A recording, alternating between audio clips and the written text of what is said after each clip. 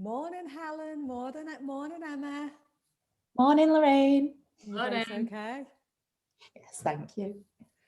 Well, it's very good to see you both. Emma looks absolutely amazing. Helen looks amazing. Lorraine looks blurry. I apologise about that. So let's kick off then with our first instalment of the agenda. So welcome to the first instalment of the agenda, everyone. My name is Lorraine. I'm here with my friends and colleagues, Emma and Helen. We all work together at RASA Merseyside, which is a rape and sexual abuse centre. We support victims or survivors of rape and sexual abuse through counselling and is for service which helps people through the criminal justice system and through education.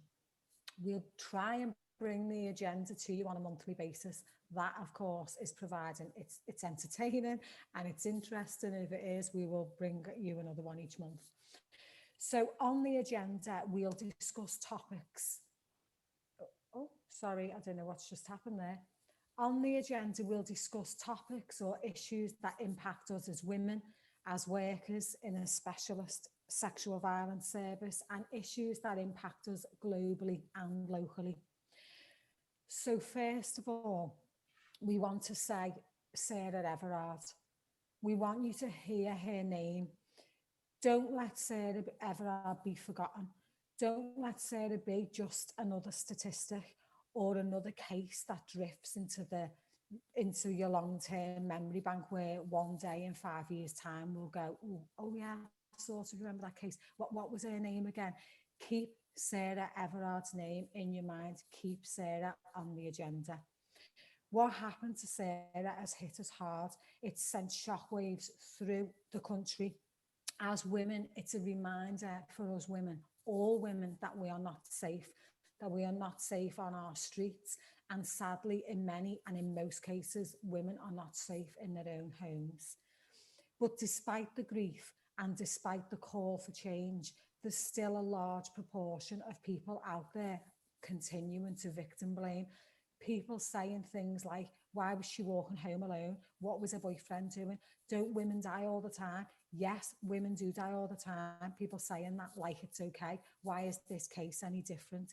These comments that I've heard personally are shocking and they're sickening. So today, we're here to talk about our fight for change for Sarah and all the other women who have lost their lives as a result of male violence. So our discussion points today are, what is the change that we are calling for? What do we need to change? Why do we need to see this change in our society? And who do we think is responsible for the change? So if we start with you, Anne, what are your thoughts on this? I mean, it's absolutely beyond shocking that this is still happening today. I know that the government have doubled up the Safer Streets Fund to 45 million for better lighting and CCTV, and they do obviously have the idea of putting ununiformed police into clubs. And working with the crime commissioners to ensure measures are in place to be more focused on sexual violence. Any improvement to street lighting would be welcomed, but they are largely missing the point. 80% of women report sexually like being harassed in public spaces, and 90% said that they wouldn't report it because they don't believe any change is going to happen. So those things are obviously, they might be welcomed, but it misses the point. Sarah was not on a night out. She was walking home. And, to say that we're going to put police in nightclubs doesn't really solve sexual violence. And it doesn't acknowledge that women get abused, stalked, intimidated in different places.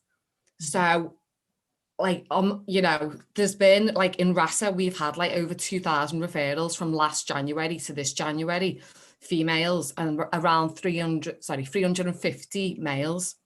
So you think, what is the answer? And the answer, I think, education, spread awareness, better sex education, real sex education, share experiences, children, teach empathy, respect, accountability. And also as well, squash gender equality. There's uneven uneven access to education globally for women. There's a lack of employment equality. There's only 6 countries in the world where women's rights are the same as males. 6. That's shocking. There's a lack of legal protection as well. Over 1 billion women don't have legal protection against sexual violence today, which is absolutely horrendous. There's a lack of political representation. There's 220 women in the House of Commons, which is 32%. 32%, less than half. You know, we're grossly like underrepresented in government, which means that certain issues that like female politicians want to address, such as, you know, equality laws, sexual violence laws, are often neglected because it doesn't affect them. Thank you, Emma. You raised some really, really good points there. We'll just go across to Helen and see what Helen wants to add and then come back to you, Em, if that's okay. Yeah, thank you. Helen, what are your thoughts on this? It's really interesting listening to you, Emma, say those statistics and think about really kind of what you're talking about is this isn't just about sexual violence and sexual abuse. This is about lots of issues where inequality is existent for women, and it's what's annoying is this has been going on for years and years and years. You know, if you really go back in history and look at feminism and look at really when it was kind of deemed to have started, these are not new arguments. These are not things that we've just suddenly become aware of. I think with this particular case, though, with Sarah Everard, is that to see women's responses to it, and what we have nowadays that we probably didn't have in previous generations is a platform that connects people worldwide or even just nationally that would have been much harder to do maybe even a decade ago, like the way social media has progressed. And for me personally, what's really stood out is actually there are a lot of women who are feeling these inequalities that probably just haven't been vocalizing them.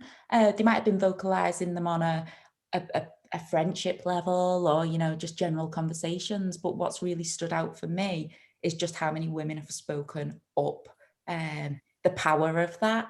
And it's, you know, it really makes you reflect on your own behaviors. That's one thing this has done for me. Reflect on things that are probably in my subconscious that I've accepted as this is just life. And actually just hearing some of the other comments that are being spoke about has made me think, hang on a minute. No, that isn't, you know, like really subtle things like putting headphones in, you know, they're not things that I think would stand out massively on an everyday basis, but hearing other women's experiences gets you thinking about yourself and you in the world as a woman. I think we were talking the other day, weren't we, Helen? We were saying, you know, if you talk to all of your friends, your family, all the women in your family, all the women you've ever come across in your life, you will not, we were saying, weren't we, you wouldn't have one person who you could honestly say has never experienced some form of male violence or gender, you know, something, I can't even think of, I've just lost my words, sorry, some form of sexual harassment. But I think what we all said, no, that's absolutely true. However, we could recognise some women who may have not recognised what was happening to them because it's become so acceptable. Like you say, Helen, for all of these years, for absolutely decades, women have been putting up with this stuff to the point where we don't even see it anymore. And I think what's happening now, just going back to what you were saying about this platform and how many people are now speaking out, how many women are speaking out, I think for me, what I'm seeing is a very strong message of enough is enough. Hear us, enough is enough. Women will no longer tolerate this. We cannot tolerate this anymore. We can't cope with being victimized over and over again. And it's funny, isn't it? Because it's like how society like determines like the difference and value of like men versus women. And it plays like a star and like role in every arena. Like the beliefs about gender like runs really, really deep. And you know, you think what progression can be made, and it can be made. You know, it can be made. We can make change. We can, Emma. So going back to our original point, so we've raised some really good points in terms of what we want to change and why we need the change. Who's responsible? Who's responsible for this change? Everyone. So this is not a women's issue, is it? This is not a women's issue, and that's the problem. This is a humans issue. This is a political issue. It's a policing issue. It's everybody's issue. Definitely. Because through laws and like a structural change, who knows what could happen? There has to be that change. It is everybody's problem. Yeah. You know, imagine a world where you could walk down the street without thinking twice, thinking, oh God, who's behind me?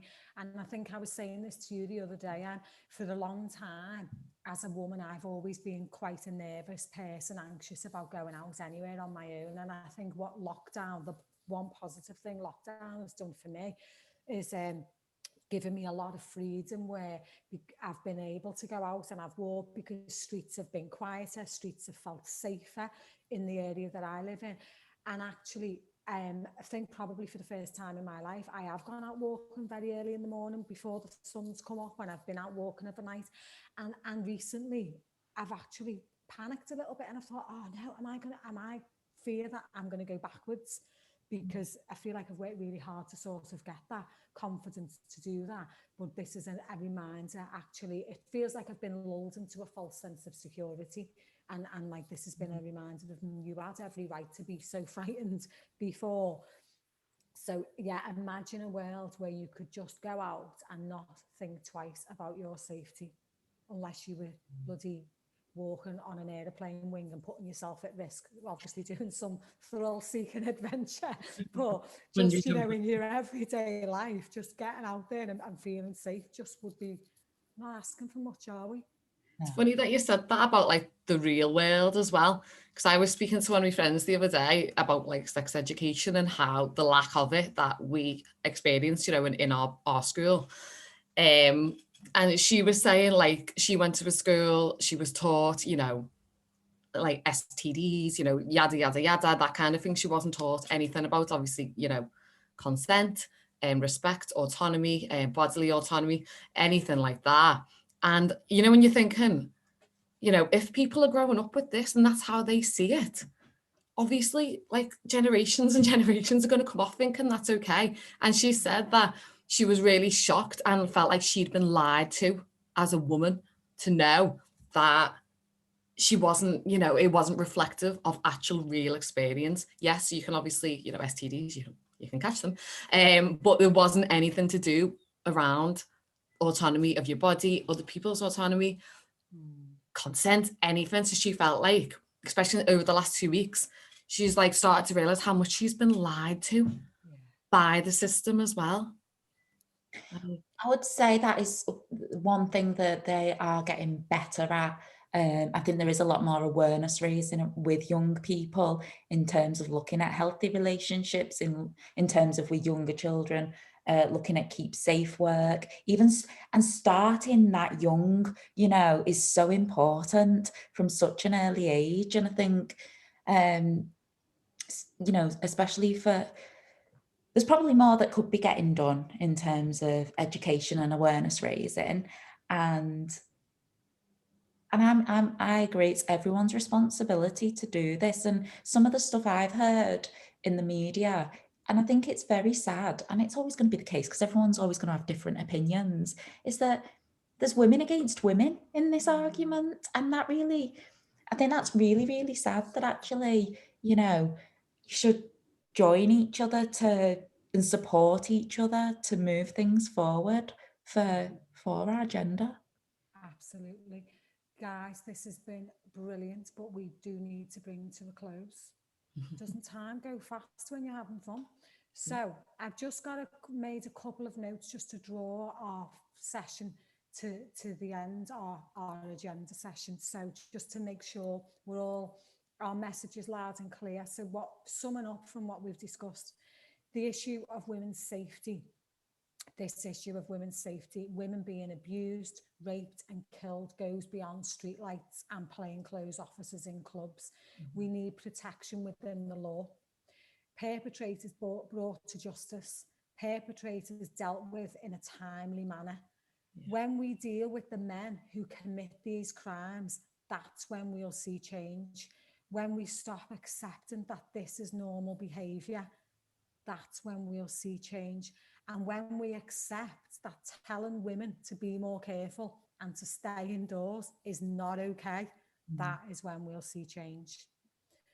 Thank you both for your very interesting comments. It's been lovely to speak to you, as always. So next month, we will bring this back. We'll bring it back to the agenda and we'll discuss the issue of the fall in prosecution rates in sexual violence cases. And we're hopeful that we'll have a couple of guest speakers. Take care, guys. Fabulous. You're like Karen McGiffin or whatever it is. Bye, guys.